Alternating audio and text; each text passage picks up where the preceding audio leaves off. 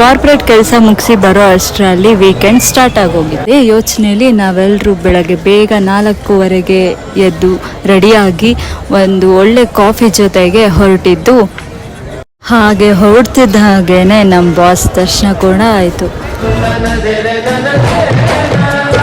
ಭುವನಂ ಗಗನಂ ಸಕಲಂ ಶರಣಂ ಅಖಿಲಂ ನಿಖಿಲಂ ಶಿವನೇ ಶರಣಂ.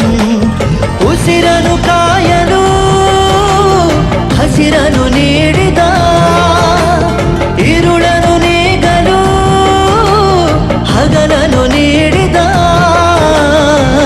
ಶರಣು ಎನಲು ಇವನು ಒಲಿದು ಬರುವ. ಹಾಗಿತ್ತು ಇವತ್ತಿನ ನಮ್ಮ ದಿನ. ಪ್ರತಿಯೊಬ್ಬರು ಪ್ರಪಂಚದ ನಕ್ಷೆಯನ್ನು ನೋಡಿದ್ದಾರೆ, ಆದರೆ ಜಗತ್ತು ಕೆಲವರನ್ನು ಮಾತ್ರ ಸ್ವಾಗತಿಸಲು ಆಯ್ಕೆ ಮಾಡಿಕೊಳ್ಳುತ್ತದೆ.